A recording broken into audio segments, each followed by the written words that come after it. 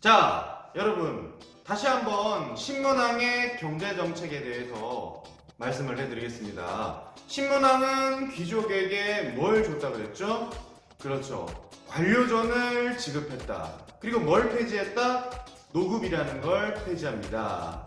근데 말입니다, 여러분들. 신문왕이 귀족에게만 땅을 줬다, 이렇게만 봤을 때 신라는 이 땅이라는 것을 귀족에게만 줬을까요? 그건 아닙니다. 바로 백성들에게도 땅을 준 왕이 있는데요. 바로 성덕왕입니다. 정전이네.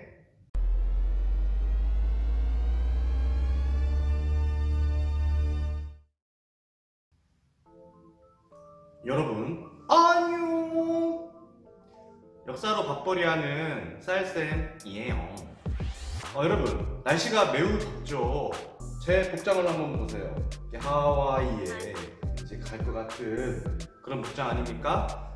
돌아가는 정세를 보면 올해 여름은 우리에게 해외여행이 허락하지 않을 것 같아요. 그죠?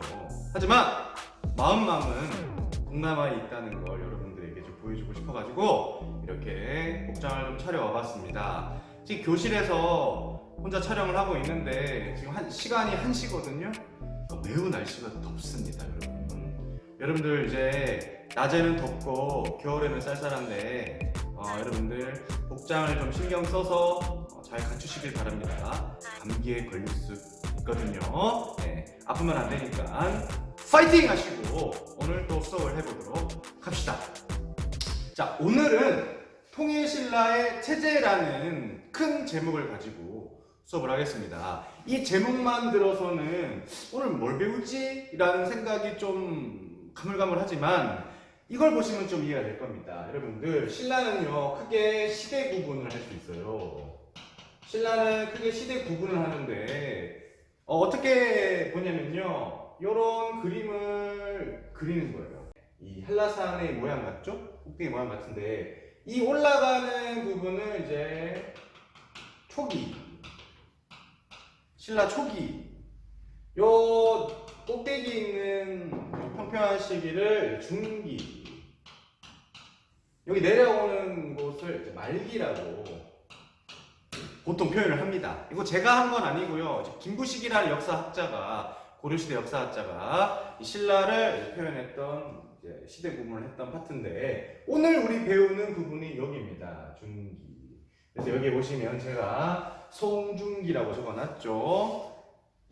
그거 아세요? 송중기랑 저랑 동갑인 거. 미안합니다. 아이고. 자, 아무튼 간에 이렇게 해서 오늘 여기 부분을 배우고, 이런 다른 말로 하면은 전성기다.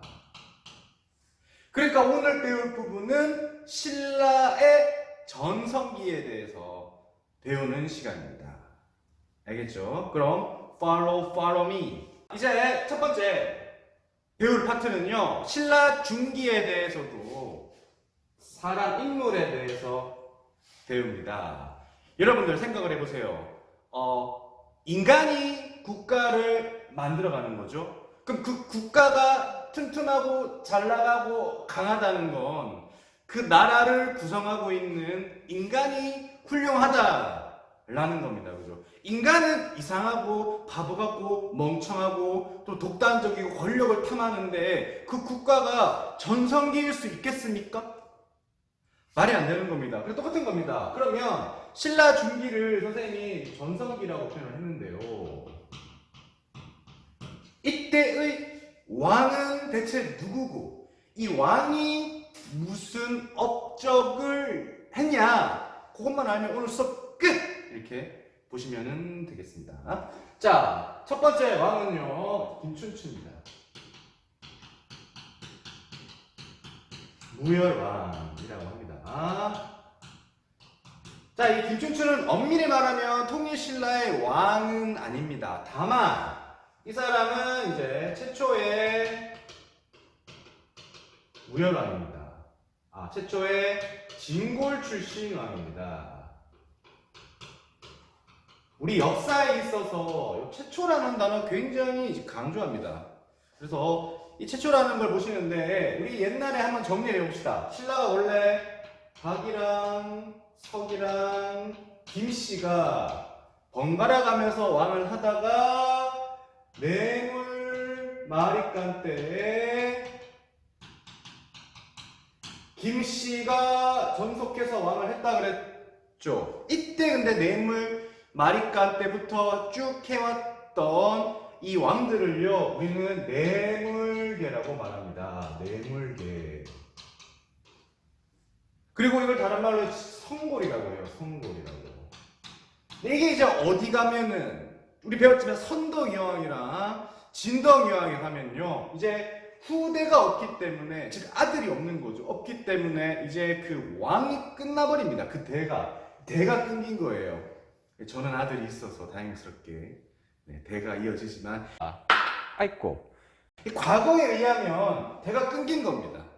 그래서 그때 가장 잘 나갔던 김춘추가 왕이 되는 거예요. 그래서 뇌물계가 아니고 이제부터는 무열계라고 합니다.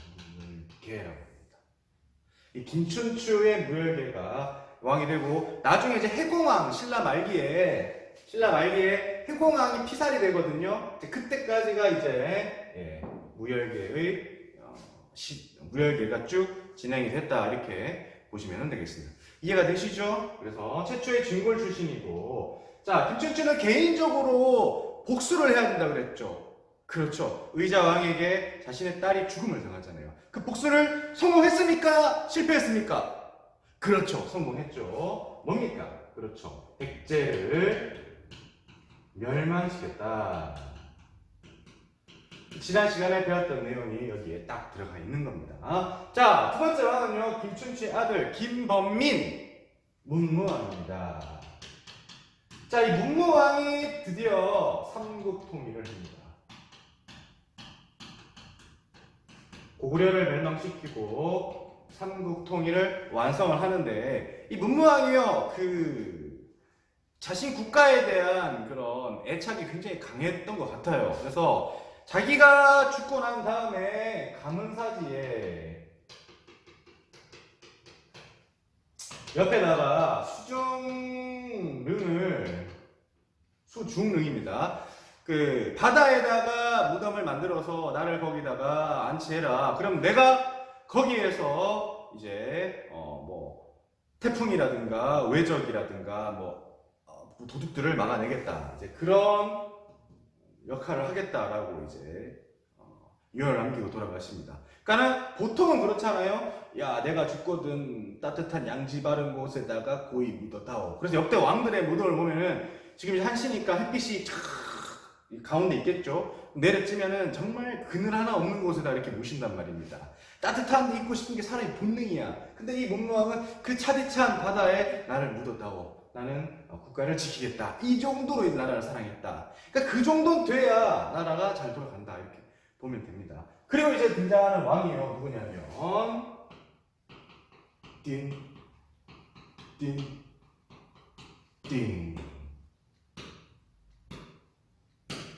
뉴스페이퍼 킹 신문왕입니다. 신라의 전성기를 이끌었던 왕이고요. 여러분들 신문왕은요, 여러분들이 살면서 접했던 적이 많이 없을 것 같아요. 하지만 이 교과서에서만큼은 신문왕은 이 신라라는 나라의 세트를 짰다라고 보시면 됩니다. 알겠죠? 굉장히 중요한 왕이고 시험 문제에 굉장히 자주 출제가 되는 왕이기 때문에 여러분도 알아두셔야 되는데, 이 사람이 이제 대부분의 이제 통치 제도를 완성을 합니다. 여러 분야에 걸쳐서 완성을 하는데 하나씩 보도록 하겠습니다. 두 번째는 이제 정치입니다. 신문왕의 정치를 보시면요, 일단은 왕권을 장악하는 과정인데요, 이때 항상 뭐가 있냐면요, 이걸 보시면 왕이 있으면 이 귀족들이 있어요. 이 귀족과 왕은요, 계속 그 권력을 두고 다툼을 하는 존재입니다. 그래서 왕권이 강하면 귀족들이 약하고 귀족이 강하면 왕권이 약한 그런 약간 시소의 관계예요. 하나가 올라가면 하나가 내려가는 이런 관계고 늘 이 둘과의 관계는 다툼이 일어납니다. 권력을 갖기 위한 다툼이 일어나는데 21세기에는 대통령이랑 주로 이제 대통령이랑 누구랑 싸우겠냐? 그렇죠. 국회의원이랑 다툼을 갖고 있죠. 그렇죠? 행정부랑 입법부가 다툼을 갖게 되겠죠. 여튼 그런데 이 신문왕은 여러분들 이 다툼에서 이겼을까요? 졌을까요? 이겼겠죠. 그렇죠? 근데 결정적인 이유가 있습니다. 귀족들이 입도 뻥끗 못하는 결정적인 이유가 있는 게 뭐냐면요. 김흥돌이라는 사람이 반란을 일으킵니다. 이 진골인데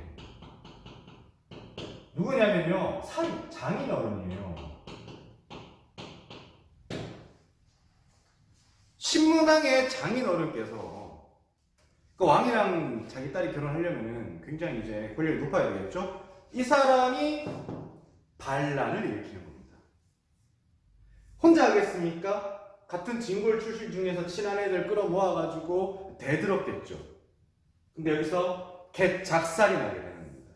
그래서 어떻게 되냐면 귀족들의 숙청이 시작되는 겁니다. 자기 말을 듣지 않았던 눈에 가시 같았던 귀족들을 잡아가지고 죽여버리는 거죠. 그러면서 무슨 일이 벌어지냐면 신라의 넘버 2, 상대 등의 권한이 악화되고 반면에 그 왕의 업적을 봐주는 곳을 집사부라고 하거든요. 집사부라는 관청의 넘버 1이었던 시중의 권한은 강화가 됩니다. 그리고 화백회의 권한은 약화됩니다. 시소로 오면은 이렇게 되는 거죠. 왕의 기구인 집사부, 그 위에 대장인 시중, 얘네 3명은 권력이 되는 거고 귀족의 대표 기구였던 화백회의, 그 다음에 이 화백회의의 대장이었던 누구? 상대등은 아우. 이해가 되시죠? 그래서 이 그림은 여러분들 연결시켜서 암기를 하시는 게 좋지 않을까 그런 생각이 드네요. 자, 그래서 귀족이 여기서 까불다가 신문왕한테 까불다가 박살이 나고요. 자, 그 다음에 이제 어떻게 되냐면 구주 오소경 체제를 완성을 하게 됩니다. 자, 여기서 말하는 구주 오소경은요, 지방 통치 체제를 정비했다라고 보면 됩니다. 그러니까 왕의 그러한 권력이 각 지방 9개의 주에게까지 널리 영향을 미치게 되었다. 이러기 위해서는 지방을 다스리는 사람을 우리는 지방관이라고 하잖아요.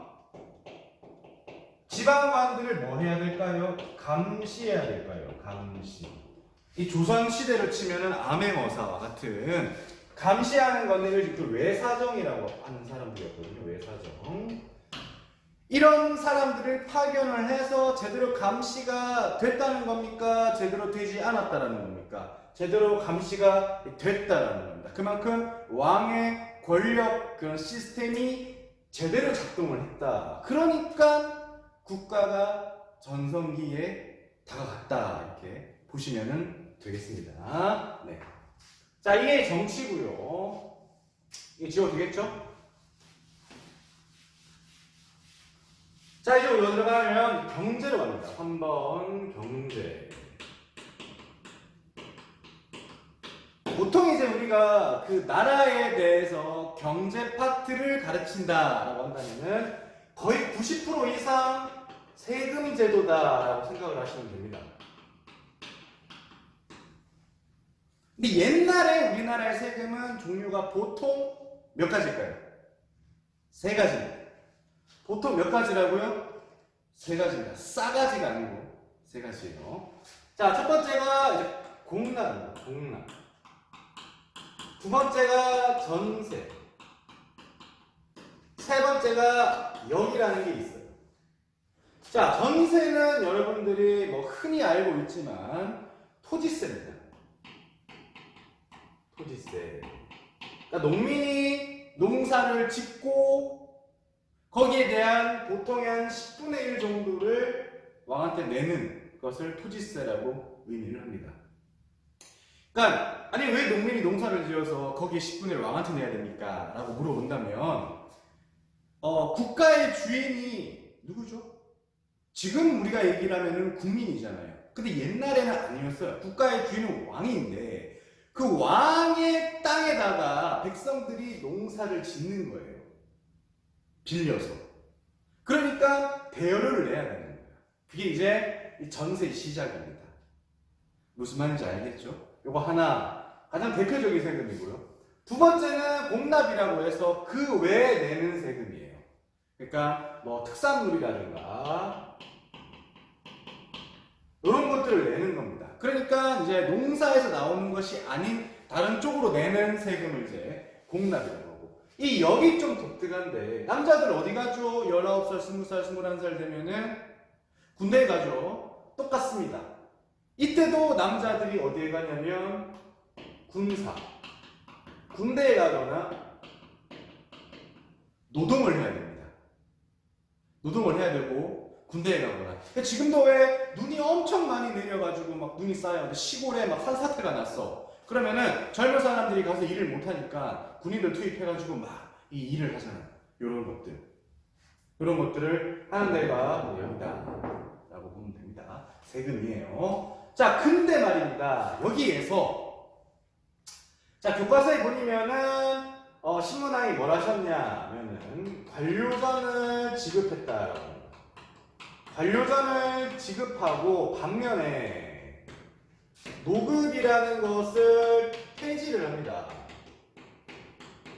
자, 그러면 여러분들 니들이 봐도 관료전은 왕한테 좋은 거고 노급은 귀족한테 좋은 거잖아요. 그쵸? 그럼 이게 뭐냐라는 건데 둘 다 월급이에요. 월급의 개념인데요. 관료전은 뭐만 주냐면요, 전세와 공납을 주는 겁니다. 하지만 이 노급은요, 전세와 공납과 역을 다 주는 겁니다. 귀족에게. 무슨 말인지 아시겠죠? 그러니까 더 간단하게 얘기해서 이런 얘기예요. 자, 보세요.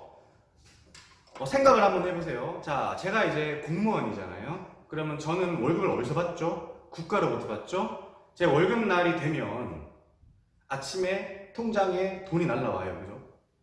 이 돈이 어디서부터 온 걸까요? 대한민국 국가의 교육부에서 오겠죠? 그럼 그 교육부는 대체 누가 돈을 주는 걸까요? 이 국민이 주는 겁니다. 그러니까 이런 거예요. 요새는 이런 겁니다. 어떤 거냐면, 보이시죠? 자, 국민이 있어요. 국민이 국가에게 뭘 줍니까? 세금을 주는 겁니다. 그죠? 돈을 주는 거예요. 그리고 이 국가가 공무원에게 월급을 주는 거예요. 공무원은 국민에게 일을 합니다. 봉사를 합니다. 일을 합니다. 요런 시스템이, 근데 이게 가능한 이유는 돈이라는 걸 아까 말했지만 아침이라 통장에 찍힌다고. 즉, 보이지 않아도, 만지지 않아도, 사람이 왔다 갔다 하지 않아도 돈이라는 게 왔다 갔다 할 수 있다는 말입니다. 편하게. 근데 옛날에는 아니라는 거예요. 옛날에는, 빨간색으로 할게요. 옛날에는 백성이 어땠죠? 백성이 국가한테 세금을 냅니다. 주로 식량으로 갑니다. 세금인데 이건 어때요? 유형이죠, 유형. 이 돈은요, 무형입니다. 보이지 않아요. 그냥 은행에서 내면 돼요. 그죠? 그죠? 자, 그 다음에 국가가 공무원, 귀족들이겠지. 귀족들한테 월급을 줘야 되는데 이게 돈으로 주는 게 아니란 말입니다. 그럼 역시 이것도 식량이라든가 뭐 이런 것들을 줘야 되는데 문제는 자, 경주가 왕이 산단 말입니다. 근데 강원도에 사는 김개똥이가 경주에 있는 여기 신문왕한테까지 와가지고 세금을 줄 수 있겠냐고, 쌀을 들고 와가지고. 그럼 다시 그 쌀을 다 받아서 신문왕이 받아서 그걸 가지고 다시 강원도에 있는 귀족에게 줄 수 있겠냐고요. 굉장히 비효율적이죠. 그래서 어떻게 되냐면, 자, 이 귀족이 예를 들어서 강원도에 산다고 칩시다. 이 백성도 강원도 백성이야. 멀어. 경주까지 못 와. 경주니까 경주잖아. 못 온단 말이야? 그러면은 뭐 하냐? 야, 너네 귀족, 너네 월급은 얘한테 받아. 이렇게 합니다. 그러니까 얘는, 이 백성은 원래는 이렇게 갔다가 이렇게 와야 되는 것을 현실적으로 힘들기 때문에 이렇게 온다라는 겁니다. 이해가 되죠? 그게 세계라고. 근데 관료전은 2개만 인정을 하고, 그 다음에 노급은 3개 다 인정을 한다는 겁니다. 그럼 무슨 차이입니까? 이 역의 차이라는 거죠. 역. 그럼 역은 뭐냐? 노동력이다. 군사력이다. 그러면 귀족들한테 역을 줘버리면 귀족들한테 뭘 주는 겁니까? 그렇죠. 군사력을 주는 겁니다. 귀족들한테 개인 사병이 생긴다는 거예요. 그럼 왕의 권한은 강해지겠습니까? 약해지겠습니까? 약해지겠죠. 그렇기 때문에 신문왕은 귀족들의 개인 사병을 없앤 거나 마찬가지라고 보시면 되겠습니다. 당연히 귀족들 입장에서는 불만이 입에 튀어나왔겠죠. 하지만 이 의견을 받아들일 수밖에 없어요. 왜냐? 김은돌이가 자신의 병력을 가지고 왕한테 대들었다가 졌잖아.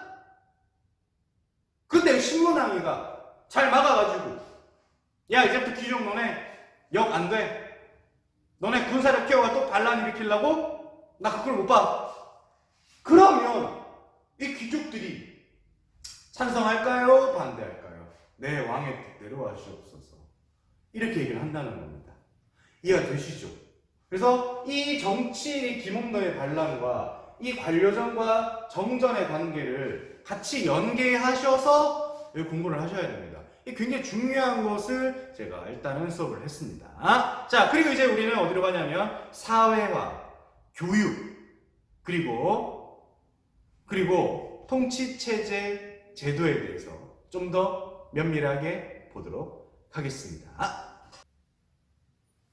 자, 잠깐 수업을 하다가 빠뜨린 부분이 있어서 보강을 좀 하겠습니다. 지금 우리가 관료전 배웠고요. 그 다음에 노급 배웠죠. 또 이건 이제 월급이라 그랬는데, 자, 하나 더 뭘 주냐면요, 백성들에게 정전을 지급합니다. 정전. 이 정전이라는 것은 갑자기 불 꺼지는 그런 정전이 아닙니다. 이거는 국가가 백성들한테 땅을 주는 겁니다. 땅을 지급하는 겁니다. 공짜로 그냥 주는 겁니다.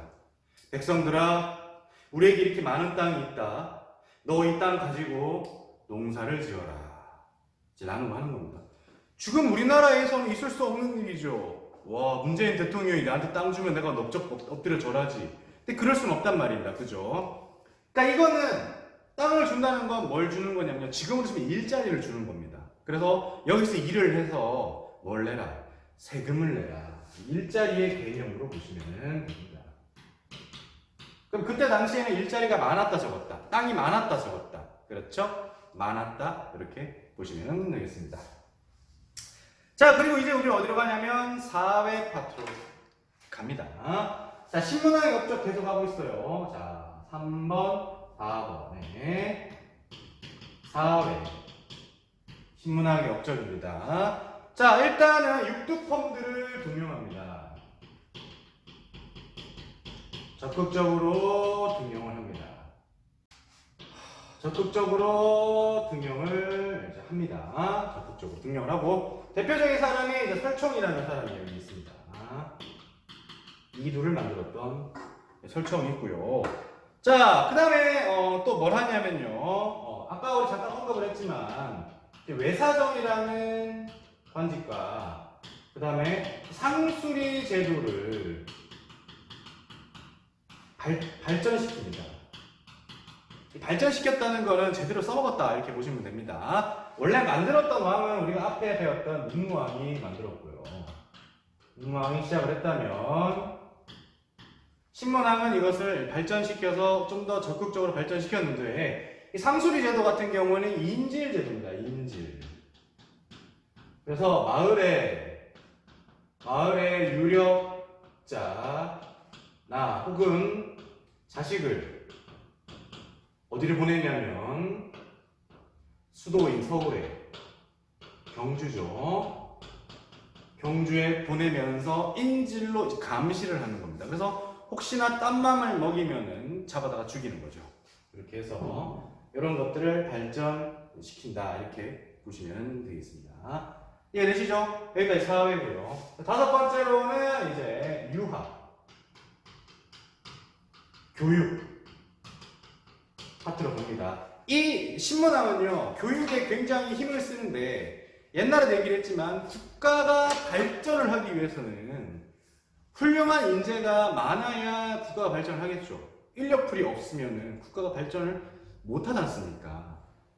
맞죠? 자, 그래서 이 인재를 양성하기 위해서 이제 뭘 만드냐면 학교를 만듭니다. 자그마나치기 학교에서는요 9년을 공부해야 돼요. 학교 이름 국학이고요. 9년을 여기에서 일을 해야 됩니다. 네.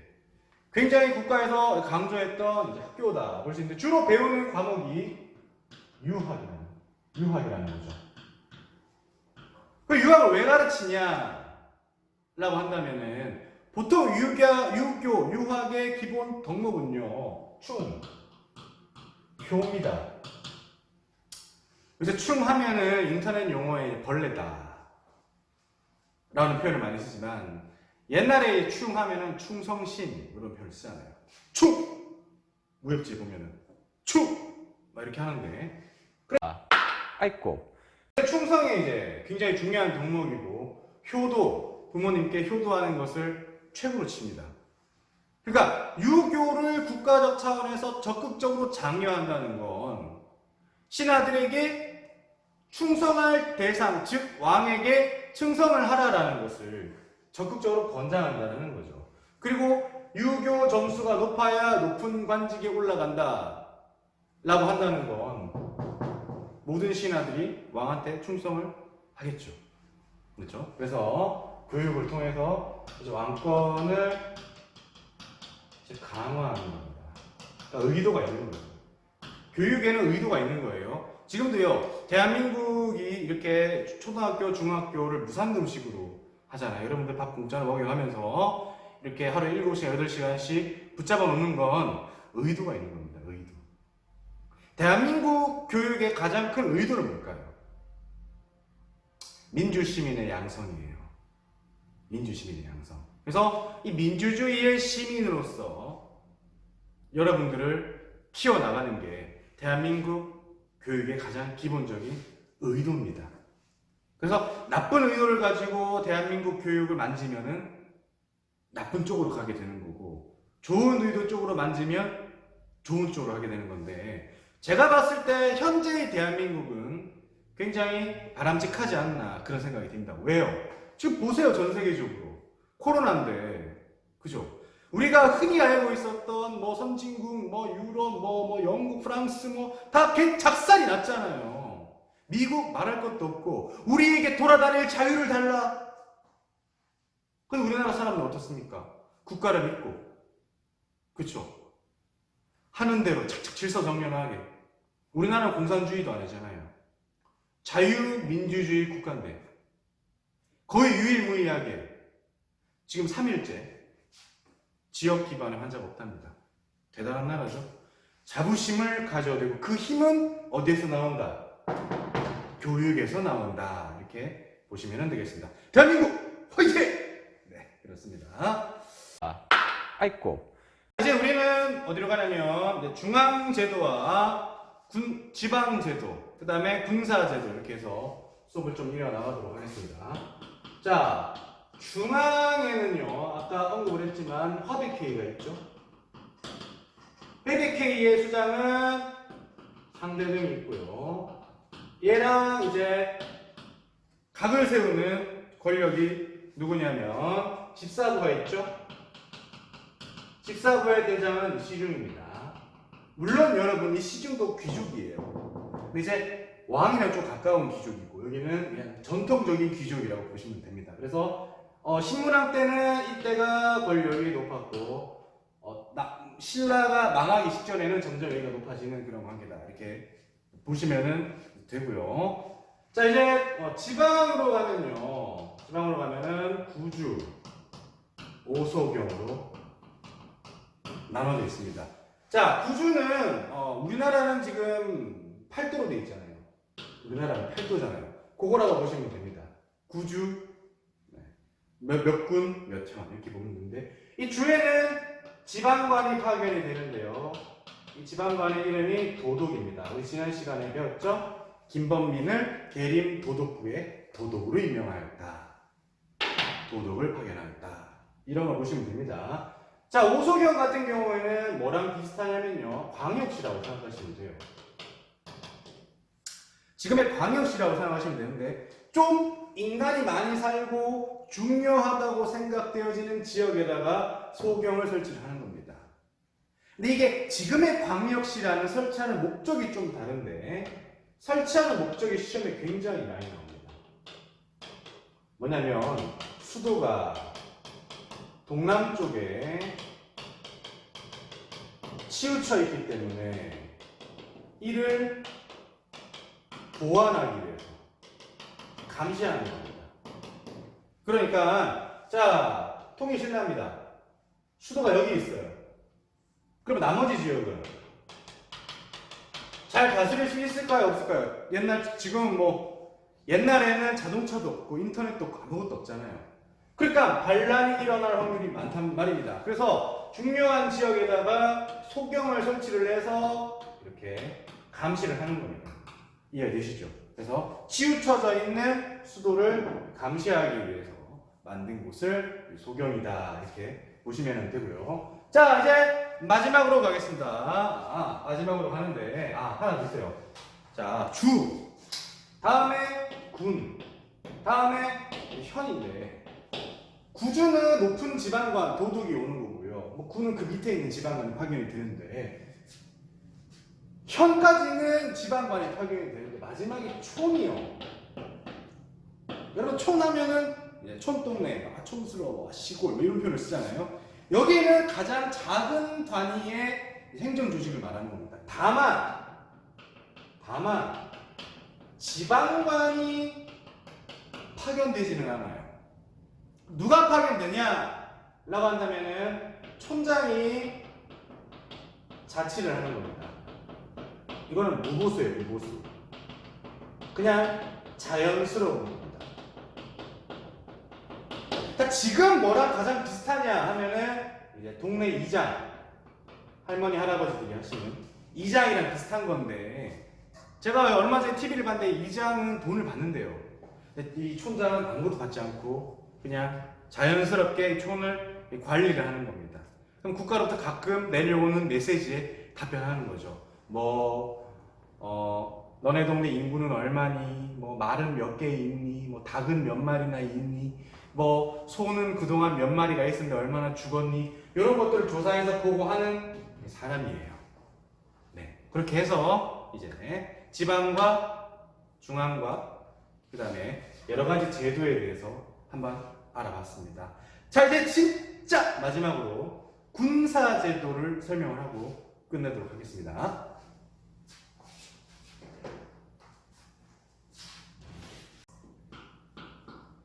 선생님이 6번을 네모를 안 쳤어요. 아까 그 중앙에다가 6번을 네모를 쳤어야 되는데 여러분도 6번에다가 네모를 치시고요. 7번입니다. 7번은 군사제도예요. 자, 군사제도는 보통 두 개로 설명을 합니다. 첫 번째는 왕이 사는 곳을 지키는 중앙군. 그 다음에 전국 방방곳곳을 지키는 지방군으로 나눠져 있습니다. 그럼 누가 싸움을 잘할까요? 중앙군이 잘할까요? 지방군이 잘할까요? 우리나라에서는 누가 싸움을 제일 잘할까요? 해병대? 아니에요. 수도를 지키는 수도 방위군이 제일 싸움을 잘합니다. 왜? 가장 많은 인구가 살고 가장 중요한 곳이기 때문에 거기를 지키는 것이거든요. 자, 중앙군 부서당입니다. 9개의 부대가 있는 것 같아요. 그래서 9개의 부대를 만들어서 나라를 지키는 겁니다. 근데 여기 되게 특이한 부분은요, 왕을 지키는 곳인데 특이한 건 여기에 고구려 사람과 백제 사람과 말갈 사람도 있다라고 합니다. 그러니까 왕과 왕이 사는 궁궐을 지키는데 거기에 고구려인들, 백제인들을 넣었다라는 겁니다. 그거는 뭐냐? 민족을 융합하기 위해서 노력을 했다라는 겁니다. 그쵸? 자, 우리가 지금 남한과 북한이 갈라져 있잖아요. 물론 이제 북한 출신이 우리나라에서 국회의원까지 하는 경우는 종종 있지만, 북한 출신이 우리나라에서 대통령을 지키는 경원으로 있다. 들어본 적 있어요? 없죠? 그죠? 근데 만약에 이제 우리가 이렇게까지 못하는 이유는 그 사람들을 솔직히 말하면 못 믿어서 그런 겁니다. 우리가 분단이 되었기 때문에. 그죠? 근데 만약에 통일이 됐습니다. 그러면 북한 출신 사람들도 이제 뭐 할 수 있습니까? 대통령 경원 요직에서 지키는 그런 사람이 될 수 있는 겁니다. 그렇게 해야 되고요. 믿음을 줘야 되는 겁니다. 근데 믿음을 줬다는 겁니다. 그렇기 때문에 이렇게 빨리 통일되고 안정된 국가로 발돋움할 수 있었다. 이렇게 보시면 되고요. 자, 지방은요. 아까 우리 지방을 몇 주라 그랬죠? 9주라 그랬죠. 9주인데 중앙군을 구서당이라고 했습니다. 그럼 지방군도 이제 구정 이렇게 9개 주니까 구정 이렇게 해야 되는데 그게 아니고 10정이라고 얘기합니다. 10정. 자, 교과서를 보시면은 지도가 나옵니다. 밑에 있죠. 지도를 보시면 뭐 삭주, 뭐 상주, 웅주, 전주, 무주, 강주 뭐 등등 해서 9개의 주가 나옵니다. 근데 정은 10정이야. 이게 뭐냐면 그 중에서 여러분들 가장 넓은 곳을 찾아보세요. 가장 넓은 곳은 어딨냐면요. 한주라는 데가 보일 겁니다. 찾아서 보세요. 자, 그러면 이런 겁니다. 대동강이 이렇게 있죠.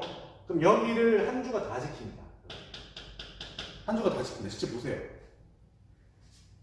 보통 옛날에는 이제 육군으로 넘어왔겠죠. 그러면 한주 입장에서는 혼자서 하나의 정을 가지고 막아야 되잖아요. 그럼 너무 힘든단 말입니다. 그렇기 때문에 너무 힘드니까 뭐 하는 겁니까? 그래, 하나 더 두자. 플러스 1 이렇게 되는 겁니다. 이해가 되시죠? 그래서 10정이 되는 겁니다. 한 주는 2정을 갖고 나머지는 1정씩 가져서 10정. 중앙군은 구서당, 지방은 10정. 이렇게 해서 군사제도를 만들어서 국가의 기반을 만들었다.